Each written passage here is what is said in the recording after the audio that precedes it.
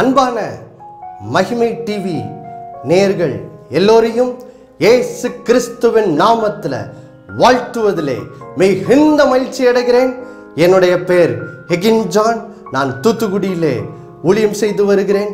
இந்த விசுவாச நேர தொலைக்காட்சி நிகழ்ச்சியின் மூலமாய் ஒவ்வொரு மாதமும் உங்களோடு தேவனுடைய வார்த்தையை பகிர்ந்து கொள்ள தேவன் தந்த இந்த நல்ல வாய்ப்பிற்காய் நன்றி சொல்லுகிறேன். இந்த நிகழ்ச்சி உங்கள் ஒவ்வொருத்தருக்கும் பிரயோஜனமாய் இருக்கிறது என்று விசுவாசித்து கர்த்தரை துதிக்கிறேன். இந்த விசுவாச நேர தொலைக்காட்சி நிகழ்ச்சி ஒவ்வொரு மாதமும் 2வது சனிக்கிழமை மற்றும் 3வது வாரம் சனிக்கிழமை மாலை 7 மணியிலிருந்து 7:30 மணி வரைக்கும் இந்த நிகழ்ச்சியை நீங்கள் காணலாம். இந்த தொலைக்காட்சி ஊழியத்துக்காய் ஜெபித்து கொள்ள இயேசுவின் நாமத்தில் நான் கேட்டுக்கொள்ளுகிறேன். உங்களுடைய ஜெபத்திற்காய் மிகுந்த நன்றி சொல்லுகிறேன். இப்பொழுதும் கூட நாம் இந்த புது வருட வாக்குத்தத்த வார்த்தையை இந்த நாளிலே தொடர்ந்து இன்னும் நாம் ஆழமா என்ன செய்ய போகிறோம், தியானிக்க போகிறோம். கடந்த வாரத்திலே நாம் சங்கீதம் 62ஆம் அதிகாரம் 5-6 வசனங்களிலிருந்து கர்த்தர் நமக்கு இந்த 2020ஆம் ஆண்டிற்கான வாக்குத்தத்த வார்த்தையை நாம் தியானிக்க ஆரம்பித்தோம். வாசிக்கிறேன் பாருங்கள். என் ஆத்துமாவே தேவனையே நோக்கி அமர்ந்திரு, நான் நம்புகிறது அவராலே வரும், நான் அசைக்கப்படுவதில்லை. சங்கீதம் 62:5-6 வசனங்கள். தேவ பிள்ளைகளே, இந்த புது வருடத்திலே ஆண்டவர் நம்மை பார்த்து சொல்லுகிற காரியம் என்னது? முதலாவது அவர் சொல்லுகிறார், என் ஆத்துமாவே தேவனையே நோக்கி அமர்ந்திரு. அதாவது கர்த்தரை முழு இருதயத்தோடு விசுவாசியுங்கள். கர்த்தரை முழுமையாய் இந்த வருடத்திலே அவரை மாத்திரமே என்ன செய்யுங்கள், பற்றி கொள்ளுங்கள். அப்படி செய்யும் போது என்ன ஆகிறது? நீங்கள் கர்த்தரிடத்திலிருந்து எதை பெற்றுக்கொள்ளும்படி விசுவாசிக்கிறீர்களோ, நம்புகிறீர்களோ, எதிர்பார்க்கிறீர்களோ அது தேவனாலே உங்களுக்கு வரும், உங்களுக்கு உண்டாகும். ஆதலால் நீங்கள் அசைக்கப்படுவதில்லை. உங்கள் வாழ்க்கையிலே நீங்கள் கர்த்தரை முழு இருதயத்தோடு விசுவாசிக்கிறபடினால் நீங்கள் அசைக்கப்படுவதில்லை. நீங்கள் கர்த்தருக்குள் உறுதியாய் என்ன செய்யலாம், இருக்கலாம். பாருங்கள், இதைதான் கர்த்தர் நமக்கு இந்த புது வருட வாக்குத்தத்தத்தின் மூலமாய் நம்மோடு கூட என்ன செய்கிறார், பேசுகிறார். பாருங்கள் தேவ பிள்ளைகளே, மறுபடியுமாய் நாம் இந்த வசனத்தை இன்னும் ஆழமாய் தியானிப்போம். பாருங்கள், முதலாவது இந்த வசனத்தினுடைய முதல் பகுதி என்னது? என் ஆத்துமாவே தேவனையே நோக்கி அமர்ந்திரு அப்படின்னு சொல்லி கர்த்தர் நம்மோடு கூட என்ன செய்கிறார், முதலாவதாக பேசுகிறார். கடந்த வாரம் இந்த வார்த்தையினுடைய முதலாவது அர்த்தத்தை பார்த்தோம். ஏன் கர்த்தர் இப்படி பேசுகிறார், என் ஆத்துமாவே தேவனை நோக்கி அமர்ந்திரு அப்படின்னு சொல்லி ஏன் இந்த வார்த்தையின் மூலமாய் நம்மோடு பேசுகிறார்? இந்த வார்த்தை சங்கீதக்காரன் தன் ஆத்மாவை பார்த்து பேசுகிற ஒரு வார்த்தையா இருக்கிறது. ஏன் இப்படி அவன் பேசுகிறார்? ஏன்னா சங்கீதம் 62:3-4 வசனங்கள்ல எப்படி நாம் கர்த்தரை முழு இதயத்தோடு விசுவாசித்து இந்த உலகத்தில் வாழும்போது எப்படி நமக்கு விரோதமாய் பொல்லாத மனிதர்கள், நமக்கு தீங்கு செய்ய நினைக்கிறவர்கள் மற்றும் நம்மேல் பொறாமை கொண்டு நம்மை உள்ளத்திலே சபிக்கிறவர்கள், இப்படிப்பட்ட பொல்லாத மனிதர்களை நாம் இந்த உலகத்திலே சந்திக்கிறோம். மற்றும் பல தடைகள், பிரச்சனைகள் இந்த உலகத்திலே நாம் சந்திக்கிறோம். இப்படிப்பட்ட காரியங்களை நாம் உலகத்திலே சந்திக்கும் போது நாம் தேவன் பேரில் கொண்டிருக்கும் அந்த விசுவாசம் என்ன செய்கிறது, அநேக வேளைகளிலே குறைந்து விடுகிறது, பலவீனம் அடைந்து விடுகிறது. அப்போ நம்ம அப்படிப்பட்ட வேளைகளில் நம்மளோட ஆத்மாவை பார்த்து நாமே என்ன செய்ய வேண்டியிருக்கு, பேச வேண்டியதா இருக்கு. என் ஆத்மாவே நீ தேவனையை நோக்கி என்ன செய்ய அமர்ந்திரு அப்படின்னு சொல்லி நாமளே கர்த்தருக்குள்ள என்ன செய்ய வேண்டியிருக்கு, உற்சாகப்படுத்தி கொள்ள வேண்டியதா என்ன செய்யுது இருக்குது. பாருங்க, இதை தான் நான் கடந்த வார நிகழ்ச்சியிலே நாம் தியானித்தோம். இப்பொழுது இந்த வார்த்தையினுடைய இன்னொரு அர்த்தத்தை நாம் இந்த நாளில் புரிந்து கொள்ளலாம் பாருங்க. அது என்னது? ஏன் நாம் நம்முடைய ஆத்மாவை பார்த்து தேவனே நோக்கி அமர்ந்திரு என்று சொல்லி ஏன் நாம் நம்மை நாமே உற்சாகப்படுத்திக் கொள்ள வேண்டும்? பாருங்கள் தேவ பிள்ளைகளே, பாவத்திலே விழுந்து போன மனுஷனுடைய இயற்கை சுபாவம் என்னவென்றால், அவன் மனிதனை தான் என்ன செய்கிறான்? எளிதில் நம்புகிறான்.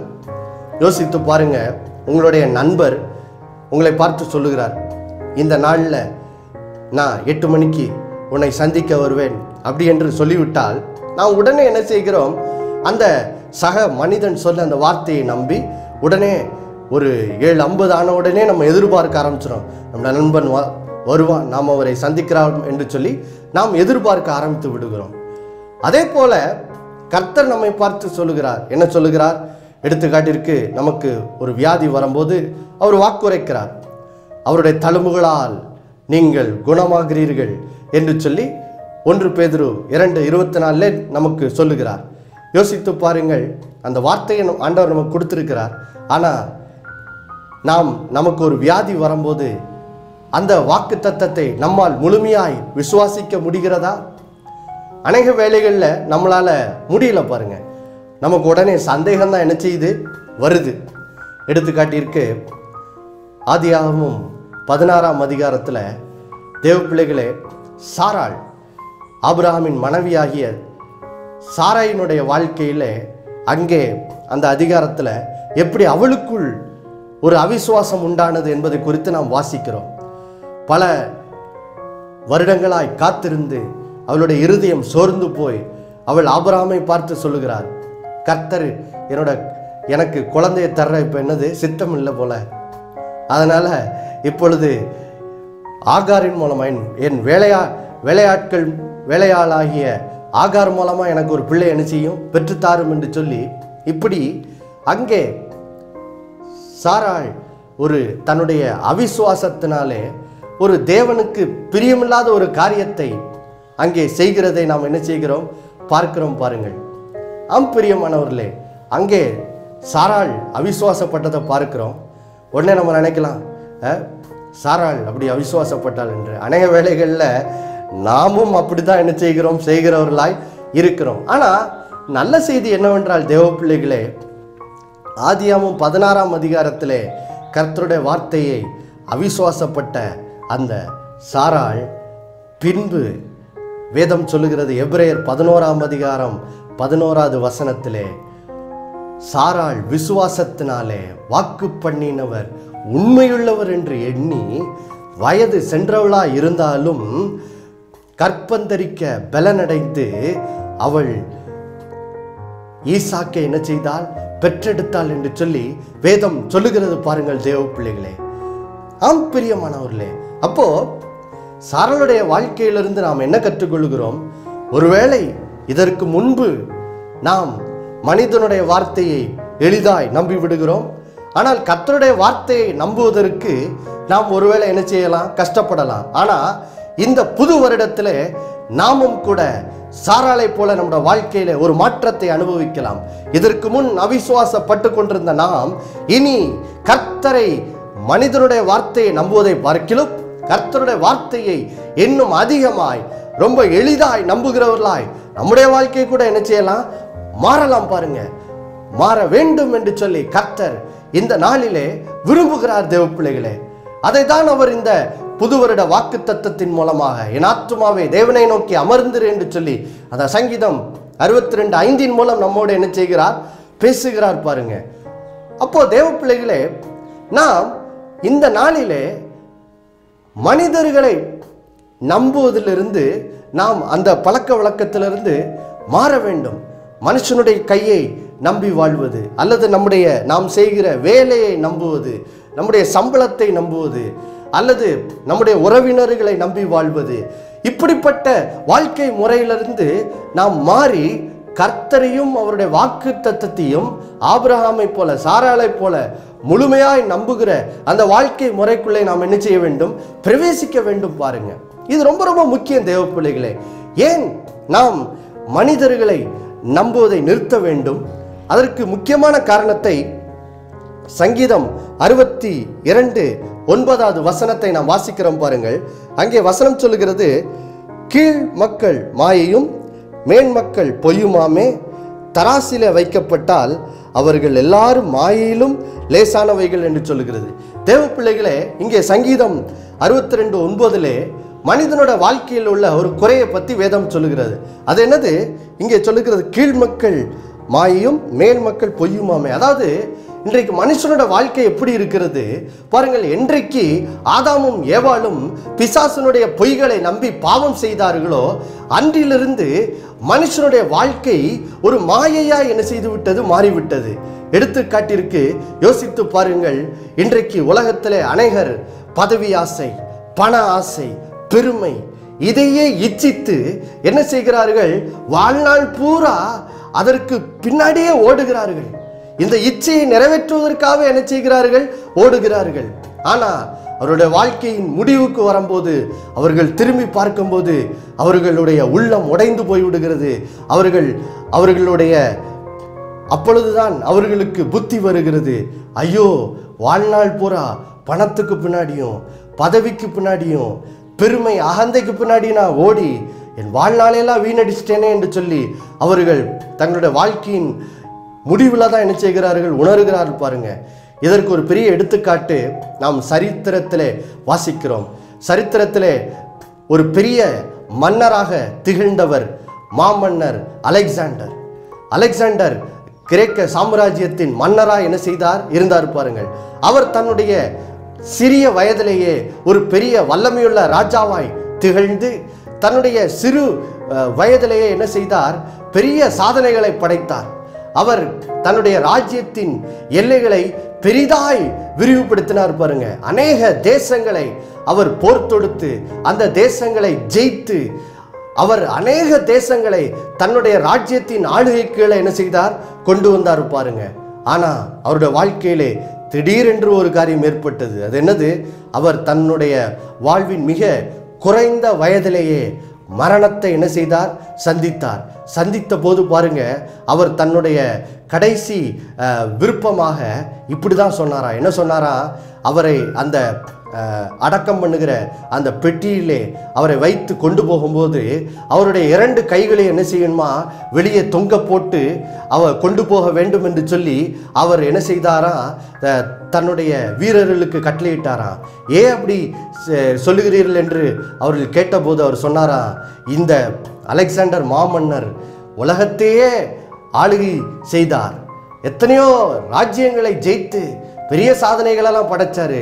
ஆனா அவருடைய முடிவு, அவர் கல்லறைக்கு போகும்போது வெறுங்கையா தான் என்ன செய்தார், போனார் என்று சொல்லி இந்த உலக ஜனங்கள் என்ன செய்யணும், என் வாழ்க்கையின் மூலமா அறிந்து கொள்ள வேண்டும் என்று சொல்லி அவர் அந்த பாடத்தை புகட்டும்படி அப்படி செய்ய சொன்னாராம். பாருங்க, ஆம் பிரியமானவர்களே, இன்றைக்கு உலகத்துல மனுஷனோட வாழ்க்கை இப்படிதான்.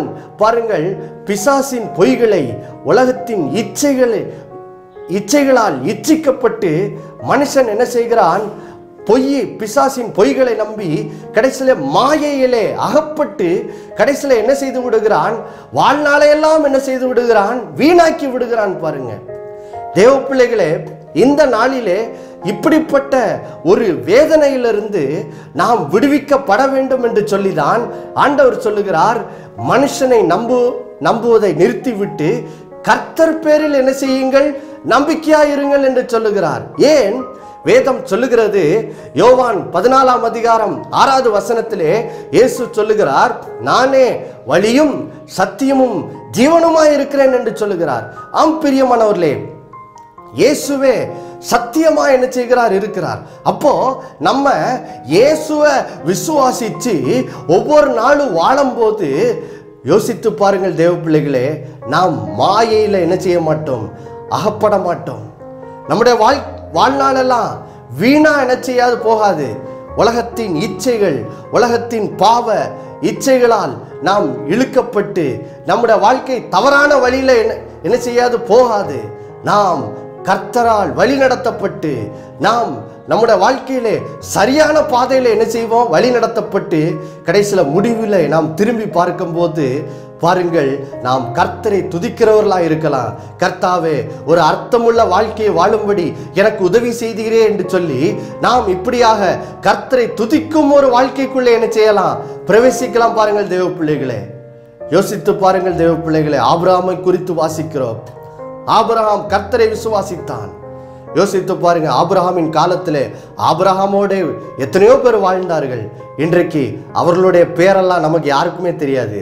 ஆனா ஆபிரகாமை இன்றும் நாம் அறிந்து கொள்ளுகிறோம். ஏன்னா ஆபிரகாம் கர்த்தரை விசுவாசித்து வாழ்ந்தார். ஆதலால் அவருடைய வாழ்க்கை மாயையில என்ன செய்யவில்லை? அகப்படவில்லை. பிசாசின் பொய்யை நம்பி அவருடைய வாழ்க்கை கெட்டு போகவில்லை. அவர் இயேசுவாகிய சத்தியத்தை பிடித்து கொண்டபடினால் அவருடைய வாழ்க்கை சரியான பாதையில் என்ன செய்யப்படுத்தப்பட்டது? கர்த்தராலே வழிநடத்தப்பட்டு இப்படியாக ஒரு கர்த்தரை மகிமைப்படுத்துகிற வாழ்க்கையாக ஆபிரகாமுடைய வாழ்க்கை என்ன செய்தது? இருந்தது. பாருங்கள் தேவ பிள்ளைகளே, தேவ பிள்ளைகளே, இந்த 2020 கர்த்தர் நம்மை பார்த்து பேசுவது இதுதான். அது என்னது? ஆண்டவர் சொல்லுகிறார், நம்மை பார்த்து முழு இருதயத்தோடு தேவன் பேரில் நம்பிக்கை வையுங்கள், இயேசு கிறிஸ்துவின் மேல் நம்பிக்கை வையுங்கள், இயேசு கிறிஸ்துவை முழுமையாக என்ன செய்யுங்கள்? விசுவாசியுங்கள் என்று சொல்லி இந்த புதிய ஆண்டிலே கர்த்தர் நம்மை பார்த்து என்ன செய்கிறார்? பேசுகிறார். பாருங்கள் தேவ பிள்ளைகளே, இப்படி பேசும்போது இப்படி நாம் கர்த்தரை முழு இருதயத்தோடு நம்பும் போது எத்தனையோ வேதனைகளிலிருந்து இந்த 2020 ஆண்டிலே நம்முடைய வாழ்க்கை என்ன செய்யப்படும்? காக்கப்படும். நம்முடைய வாழ்க்கை அநேக பொல்லாப்பு தீங்கிலிருந்து நம்முடைய வாழ்க்கை என்ன செய்யப்படும்? காக்கப்பட்டு நம்முடைய வாழ்க்கை சரியான பாதையில என்ன செய்யப்படும்? வழிநடத்தப்படும் தேவ பிள்ளைகளே. அப்போ கர்த்தர் இந்த 2020 ஆண்டிலே கர்த்தர் நம்மோடு பேசுகிற காரியம் என்ன? அவர் சொல்லுகிறார், மனிதன் பேரில் நம்பிக்கை வைத்து உன் வேலையின் மேலே, உன்னுடைய சம்பாத்தியத்தின் மேலே, உன்னோட உறவினர்கள் மேலே, அல்லது ஏதோ ஒரு மனுஷ தலைவர்கள் மேலே நம்பிக்கை வைப்பதை என்ன செய்து விட்டுவிடு. வானத்தையும் பூமியும் படைத்த நம்முடைய கர்த்தராகிய இயேசு கிறிஸ்துவின் மேல் நம்பிக்கை உள்ளவர்களா என்ன செய்யுங்கள்? இருங்கள் என்று சொல்லி கர்த்தர் நம்மை பார்த்து என்ன செய்கிறார்? சொல்லுகிறார். தேவ பிள்ளைகளே, ஹல்லேலூயா. இதுதான் கர்த்தர் நம்மிடத்தில் பேசுகிற முதல் காரியம். பாருங்க, ரெண்டாவது, நாம் கடந்த வாரம் அடுத்தது நாம் தியானிக்க ஆரம்பித்தோம். இந்த புது வருட வாக்குத்தத்தத்தினுடைய 2வது பகுதி. அது என்னது? நான் நம்புகிறது அவராலே என்ன செய்யும்? வரும். கடந்த வாரம் நாம் தியானித்தோம், நம்முடைய நம்பிக்கைக்கு அஸ்திபாரம் கர்த்தருடைய வாக்குத்தத்தம் என் வாழ்க்கையில நிறைவேறும் என்ற அந்த விசுவாசத்துக்கு அஸ்திபாரமே என்னது? வேதத்தில் இருக்கிறதுல மிகப்பெரிய வாக்குத்தத்தம் என்னது? அது இதுதான். இயேசு இரட்சகரை நான் அனுப்புவேன், அவர் மூலமாய் உங்களை பாவங்களிலிருந்து ரட்சிப்பேன் என்று சொல்லி பிதாவாகிய தேவன் ஆதியாகமம் 3:15 என்ன செய்தார்? வாக்கு பண்ணியிருந்தார். பண்ணின வாக்கை அவர் ஏற்ற காலம் கலாத்தியர் 4:5 சொல்லுகிறது. ஏற்ற காலம் வந்தபோது தேவன் தம்முடைய குமாரனை இந்த உலகத்துக்குள் என்ன செய்தார்? அனுப்பினார். நம்மை பாவத்திலிருந்து மீட்கும்படி அவர் ஏற்ற காலம் வந்தபோது குமாரனாய் இயேசுவை இந்த உலகத்துக்குள் அனுப்பினார். அவர் நமக்காய் சிலுவையில் அடிக்கப்பட்டு ரத்தம் சிந்தி மரித்து உயிர்த்தெழுந்தார். இதன் மூலம் இன்றைக்கு நமக்கு பாவத்திலிருந்து விடுதலையும் ரட்சிப்பும் உண்டாயிருக்கிறது. தேவ பிள்ளைகளே, அந்த வாக்குத்தத்தம் ஏற்கனவே என்ன செய்திருக்கிறது? இயேசுவின் மூலம் நம்முடைய வாழ்க்கையிலே நிறைவேறி இருக்கிறது. அப்போ தேவ பிள்ளைகளே, இருக்கிறதுலே மிகப்பெரிய வாக்குத்தத்தம் நம்முடைய வாழ்க்கையிலே நிறைவேறி இருக்கும் என்றால், இப்பொழுது தேவ பிள்ளைகளே, இந்த சங்கீதம் 62:5 அடுத்த பகுதி சொல்லுகிறது, நான் நம்புகிறது அவராலே தேவனாலே வரும் என்று சொல்லி வசனம் சொல்லுகிறதே. இப்போ எனக்குள்ள அந்த நிச்சயம் வருது. என்ன நிச்சயம்? நான் கர்த்தரிடத்தில் எந்த காரியத்தை குறித்து நம்பிக்கையா இருக்கணும், நிச்சயமா அது நான் தேவனாலே என்ன செய்வேன்? பெற்று கொள்வேன். நிச்சயமா வாழ்க்கையில் அது வரும். அதில் சந்தேகமே என்னது இல்லை. தேவ பிள்ளைகளே, இந்த நாளில் அந்த விசுவாசம் நமக்குள்ள என்ன செய்யணும், வளரணும் பாருங்க. அது வளருவதற்கு ஒரு அருமையான ஒரு எடுத்துக்காட்டை இயேசு நமக்கு சொல்லுகிற ஒரு எடுத்துக்காட்டை நான் மத்தேயு 7ஆம் அதிகாரத்திலிருந்து வாசிக்கிறேன் பாருங்கள். இங்கே இயேசு கிறிஸ்து அவர் ஜெபத்தை குறித்து பேச ஆரம்பிக்கிறார். கேளுங்கள், அப்பொழுது உங்களுக்கு என்ன செய்யப்படும், கொடுக்கப்படும் என்று சொல்லி ஜெபத்தை குறித்து பேசிக்கொண்டிருக்கும் போது எப்படி நாம் ஜெபிக்கிற ஜெபங்களுக்கு நிச்சயமா பதில் வரும் அப்படிங்கிற அந்த நம்பிக்கையை, அந்த விசுவாசத்தை நமக்குள் விதைக்கும்படி அவர் ஒரு அருமையான ஒரு எடுத்துக்காட்டை சொல்லுகிறார் பாருங்கள். வாசிக்கிறேன். மத்தேயு 7ஆம் அதிகாரம் 9லிருந்து 11 வசனங்கள் வரைக்கும் வாசிக்கிறேன் பாருங்கள். உங்களில் எந்த மனுஷனானாலும் தன்னிடத்தில் அப்பத்தை கேட்கிற தன் மகனுக்கு கல்லை கொடுப்பானா? மீனை கேட்டால் அவனுக்கு பாம்பை கொடுப்பானா? தேவ பிள்ளைகளே, இங்கே இயேசு எவ்வளவு ஒரு அருமையான ஒரு எடுத்துக்காட்டை, ஓமையை சொல்லுகிறார் பாருங்க. நம்ம எல்லாருக்கும் புரிகிற விதத்தில் சொல்றாரு. அவர் சொல்றாரு, எப்பா, உங்களில் எந்த மனுஷனானாலும் தன்னோட பிள்ளை அப்பத்தை கேட்கும்போது, உணவை கேட்கும்போது அவனுக்கு கல்லை கொடுப்பானா? அடுத்தது, அவன் மீனை கேட்டால் பாம்பை கொடுப்பானா? யோசித்து பாருங்க. உங்களுக்கு பிள்ளைகள் இருக்கார்கள், அவர்கள் அம்மா சாப்பாடு போடுங்க அப்படின்னு சொன்ன உடனே நீங்க என்ன கல்லையா கொடுப்பீங்க, பாம்பையா கொடுப்பீங்க? இல்லை இல்லை இல்லை இல்லை. அப்படிப்பட்ட துன்மார்க்கமான காரியத்தை எந்த மனுஷனும் என்ன செய்ய மாட்டான், செய்யவே மாட்டான். இருக்கிறதுலே மோசமான பாவம் செய்கிற தகப்பன் கூட தன்னோட பிள்ளை கேட்கும் போது என்ன செய்வான், மனம் இறங்கி பிள்ளைக்கு என்ன செய்வான், நன்மையான காரியங்களை செய்வான். அப்போ இயேசு கிறிஸ்து என்ன சொல்லுகிறார், இதை தான் சொல்லுகிறார் பாருங்க. அப்போ ஒரு மனுஷனே தன்னோட பிள்ளைக்கு நன்மை செய்ய என்ன செய்திருக்கிறான், அறிந்திருக்கிறான். அப்படி இருக்கும்போது இப்போ சொல்லுகிறார் பாருங்க, மத்தேயு 7ஆம் அதிகாரம் 11வது வசனத்துல, ஆகையால் பொல்லாதவர்களாகிய நீங்கள் உங்கள் பிள்ளைகளுக்கு நல்ல ஈவுகளை கொடுக்க அறிந்திருக்கும் போது பரலோகத்தில் இருக்கிற உங்கள் பிதா தம்மிடத்தில் வேண்டிக் கொள்கிறவர்களுக்கு நன்மையானவைகளை கொடுப்பது அதிக நிச்சயம் அல்லவா? ஆம் பிரியமானவர்களே, இயேசு எவ்வளவு அழகா சொல்லுகிறார் பாருங்க. பொல்லாத மனிதர்களாகிய நாம கூட நம்முடைய பிள்ளைகளுக்கு நன்மையான ஈவுகளை செய்ய அறிந்திருக்கும் போது பரிசுத்த பரலோக பிதா தம்மிடத்தில் தம்முடைய குமாரனாகிய இயேசு கிறிஸ்துவின் நாமத்தில் அவரிடத்தில் நாம் ஒரு காரியத்தை குறித்து வேண்டிக் கொள்ளும் போது அதை நமக்கு கொடுப்பது அதிக நிச்சயம் அல்லவா என்று சொல்லுகிறார் பாருங்க. அந்த வார்த்தை ரொம்ப ரொம்ப முக்கியம். அதிக நிச்சயம் அல்லவா? ஆம் பிரியமானவர்களே, தேவன் இந்த வருடத்தில் நீங்கள் எந்த காரியத்தை குறித்து நம்பி இருக்கிறீங்களோ அது உங்களுக்கு அவராலே வரும், நிச்சயமா என்ன செய்யும், வரும் என்பது அதிக நிச்சயம் அல்லவா? ஏன்னா நீங்களே இந்த வருடத்தில் உங்கள் பிள்ளைகளுக்கு சில நன்மைகளை செய்யணும்னு வச்சுருக்கீங்க. சாதாரண மனிதர்களாகி நீங்களே உங்கள் பிள்ளைகளுக்கு நன்மை செய்யும் போது பரிசுத்த பிதா தம்முடைய சொந்த குமாரன் என்றும் பாருங்கள். அதனால தான் எனக்கு ரோமர் 8:32 மிகவும் ஒரு பிடித்த வசனம் பாருங்க. அந்த வசனத்தில் இயேசு நம்முடைய தேவைகளை சந்திப்பார், நம்முடைய வாழ்க்கையை நன்மையினால் நிரப்புவார் என்பதற்கு ஒரு பெரிய உறுதியை கொடுக்கிறார். அங்கே என்ன சொல்லுகிறாரு, தம்முடைய சொந்த குமாரன் என்றும் பாராமல் நம் எல்லாருக்காகவும் இயேசுவே ஒப்பு கொடுத்தவர் அவரோட கூட மற்ற எல்லாவற்றையும் அருளாதிருப்பது எப்படி? மற்ற எல்லாவற்றையும் அருளாதிருப்பது எப்படி? நிச்சயமா என்ன செய்வார், தருவார். ஆம் பிரியமானவர்களே, அப்போ இந்த வருடத்தினுடைய வாக்கு தத்தத்தினுடைய 2வது பகுதி, நான் நம்புகிறது தேவனாலே வரும் என்பதற்கு ஒரு பெரிய நிச்சயம் இருக்கு பாருங்க. அதிக நிச்சயம். நிச்சயமாய் நீங்கள் என்ன செய்வீங்க, பெற்றுக்கொள்வீங்க. ஏன்னா பொல்லாதவர்களாகிய நாமே நம்முடைய பிள்ளைகளுக்கு நன்மையானவைகளை செய்யும் போது நம்முடைய நல்ல தகப்பன் நமக்கு நன்மையானவைகளை செய்வது அதிக நிச்சயமாக என்ன செய்கிறது, இருக்கிறது பாருங்க. இது நம்முடைய இருதயத்தில் நாம் பதித்து கொள்ள வேண்டிய 2வது காரியம். அப்போ முதலாவது இந்த வருடத்தில் நீங்கள் திரும்ப திரும்ப என்ன செய்யணும் பாருங்க, உங்களுடைய நடைமுறை வாழ்க்கையில் இதை தான் செய்யணும். நீங்கள் ஒரு காரியத்தை கர்த்தரிடத்தில் விசுவாசித்து நீங்கள் அனுதினமும் வாழ்கிறீங்க. வாழும்போது இப்போ என்ன செய்யணும் பாருங்க, அப்பப்போ உங்களுடைய விசுவாசத்துக்கு ஒரு போராட்டம் வரும். அப்போ யோசித்து பாருங்க, இந்த இந்த வருட வாக்குத்தத்த வசனத்தினுடைய 3வது பகுதி என்ன சொல்லுகிறது?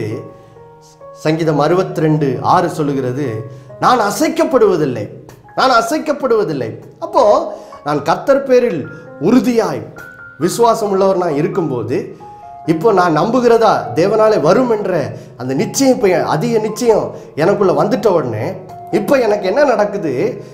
நான் அசைக்கப்படுவதில்லை. எந்த அளவுக்கு நான் அசைக்கப்படுவதில்லை? நான் அதற்கு ஒரு அருமையான வார்த்தையை வாசிக்கிறேன் பாருங்கள். 2 கொரிந்தியர் 4ஆம் அதிகாரம் 8வது வசனத்தை நான் வாசிக்கிறேன் பாருங்கள்.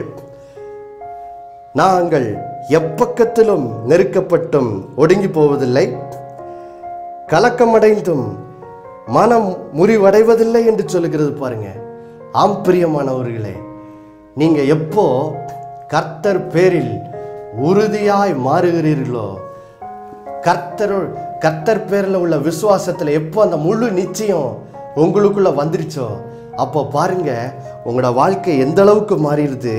நீங்கள் எப்பக்கத்திலும் நெருக்கப்பட்டாலும் நீங்கள் என்ன செய்வதில்லை? ஒடுங்கி போவது இல்லை, கலக்கம் அடைந்தாலும் மனம் முறிவடைவதில்லை.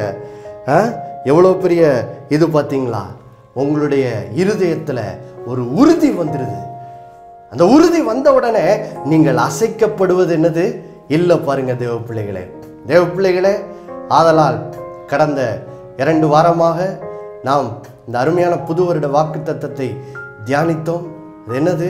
என் ஆத்துமாவே தேவனையை நோக்கி என்ன செய்ய அமர்ந்துரு.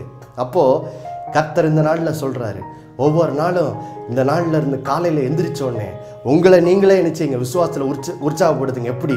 சங்கீதக்காரனை போல சொல்லுங்க, என் ஆத்துமாவே இந்த நாளில் நீ தேவனை நோக்கி அமர்ந்துரு. ஏன்னா நான் தேவனிடத்திலிருந்து எதிர்பார்க்கிறது அவரால் எனக்கு அதிக நிச்சயமாக என்ன செய்யும்? வரும். அதனால இந்த நாளில் எந்த சூழ்நிலை வந்தாலும் நான் அசைக்கப்படுவதில்லை என்று சொல்லி இந்த புது வருட வாக்குத்தத்த வார்த்தையை உறுதியாய் பிடித்து எல்லா சூழ்நிலையின் மேலே ஜெயம் கொண்டு கர்த்தருடைய நாமத்தை நீங்கள் மகிமைப்படுத்தும்படி இயேசுவின் நாமத்தில் உங்களை வாழ்த்துகிறேன். நாம் ஜெபிப்போம். அன்புள்ள பரலோக பிதாவே, கர்த்தராகிய இயேசுவின் மூலமாய் வருகிறோம் ஆண்டவரே. இந்த புது வருட வாக்குத்தத்த வார்த்தையை நாங்கள் தியானிக்கும்படி எங்களுக்கு தந்த கிருபைக்காக ஸ்தோத்திரம் அப்பா. எங்களோடு பேசி இருக்கிறீர். ஆத்துமாவே தேவனை நோக்கி அமர்ந்திரு. நான் நம்புகிறது அவராலே வரும், அதனால் நான் அசைக்கப்படுவதில்லை என்ற இந்த வார்த்தையினுடைய முழு அர்த்தத்தை நாங்கள் புரிந்து கொள்ளும்படி உதவி செய்திருக்கிறீர். நாங்கள் கேட்ட அந்த வார்த்தையினுடைய நிறைவேறுதலை ஆண்டவரே, இந்த நிகழ்ச்சியை பார்த்து கொண்டிருக்கிற ஒவ்வொருத்தருடைய வாழ்க்கையிலும் இந்த வார்த்தையினுடைய பரிபூர்ண நிறைவேறுதலை இயேசுவின் நாமத்தில் நான் கட்டளையிடுகிறேன். இயேசுவின் நாமத்தில் உம்முடைய பிள்ளைகள் கர்த்தரை முழு இதயத்தோடு விசுவாசித்திருந்து ஆண்டவரே, அவர்கள் எந்த காரியத்தை உம்மிடத்தில் நம்பி இருக்கிறார்களோ அவர்கள் அதை உம்மிடத்திலிருந்து பெற்றுக்கொள்வார்கள், அதிக நிச்சயமாக பெற்றுக்கொள்வார்கள் என்று நிச்சயம் இந்த நாளில் நம்முடைய பிள்ளைகளிடம் நிரப்பட்டும். அதன் மூலம் அவருடைய விசுவாசத்திலே அவர்கள் அசைக்கப்படுவதில்லை என்று சொல்லி அவர்களை ஆசீர்வதிக்கிறேன். அதன் மூலம் நம்முடைய வார்த்தை அவர்கள் வாழ்க்கையில மாம்சமாகி நம்முடைய நாமத்தை அவர்கள் மகிமைப்படுத்துவார்களாக. அப்படியே செய்ததுக்காக நன்றி. இயேசுவின் மூலம் பிதாவே, ஆமேன் ஆமேன். கர்த்தர் தாமே உங்கள் ஒவ்வொருத்தரையும் ஆசீர்வதிப்பாராக. ஆமேன்.